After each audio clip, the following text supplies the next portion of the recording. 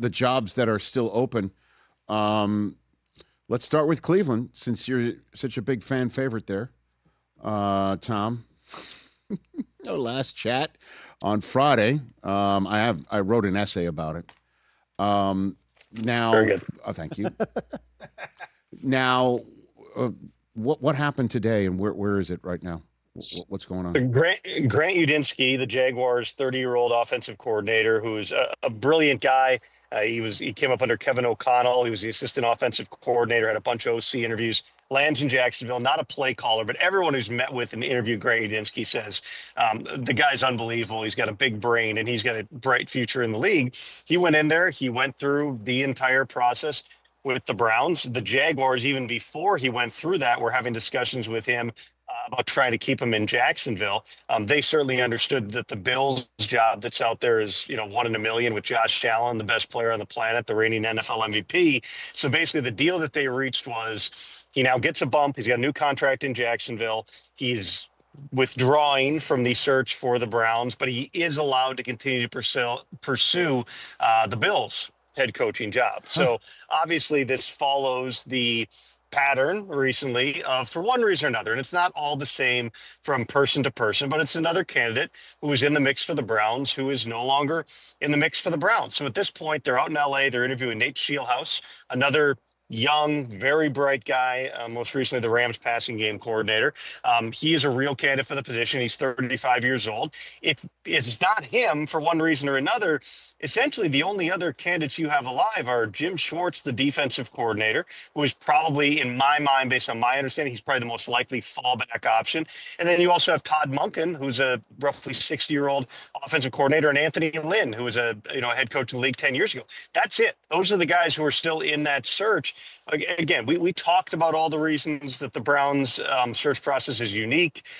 I learned more even about the process in recent days from getting phone calls from other people who either have interviewed there, have worked there. It's not just the head coaches, it's the coordinators, it's the position coaches, it's the staff members. Everybody is doing some levels of the cognitive testing and the personality testing. The Browns' outlook on all that is, well, if we're hiring the CEO or another high-ranking role to a Fortune 500 company, an $8 billion a year company, we would want to gather all this background information. We would want to have all these different data points. We want to make abundantly certain that this is the right guy. But that process to this point has yielded a bunch of people that have not actually, for, again, different reasons, not followed through in the process. If they don't get Nate Scheelhaase, listen, Jim Schwartz has been a good coach for a long time. He's had success as the D coordinator in Cleveland. Todd Monken's been a good, solid coach, assistant coach mostly for a number of years here. But I would imagine that the public reaction to this probably is not going to be necessarily as positive to a Jim Schwartz promotion after this entire search as getting one of these young up-and-coming candidates. So you are Tom Pelissero zooming in from the car, going to the Senior Bowl in the state where Phillip Rivers is staying. So he removed his name from the Bills hat? Is that basically it? And where does the Bills situation stand? Bills are still going through their process. They're talking to Davis Webb, I believe, on Zoom today.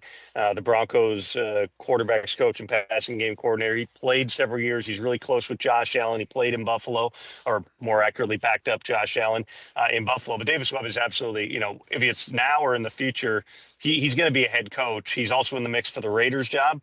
They're also speaking with him today. So that's one piece of it.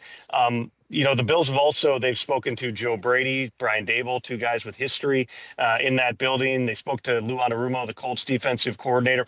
I would still anticipate they may add, whether it's Nate Scheelhaase, Mike LaFleur, they may add some additional names of guys who just became available to them today as well. It does seem like it's leaning toward the offensive side of things. That was kind of the thinking from the start. Sean McDermott, of course, had a lot of success for 9 years there, but came from a defensive background. The fact that Josh Allen is in the meetings, Rich, you would think means that they're going to lean toward offense. Phillip Rivers it's an interesting idea. It's not unlike, it's not unlike what happens in other sports. The NBA has a much, deeper history of guys going immediately from playing directly into coaching. The Texans thought very seriously about doing it with Josh McCown several years ago, but it would have been very outside the box. Phillip Rivers still has a son who I believe is a senior this year. The plan was always to, coach with him. And so this may have been the initial proverbial line in the water here for Phillip Rivers. Hey, I interviewed with the Bills. Okay, I'm not doing it this year, but maybe call me again in 2027. Hey, you made it all the way to the end. Thanks for that. Check us out every single day streaming live on Disney Plus and the ESPN app 12 to 3 Eastern.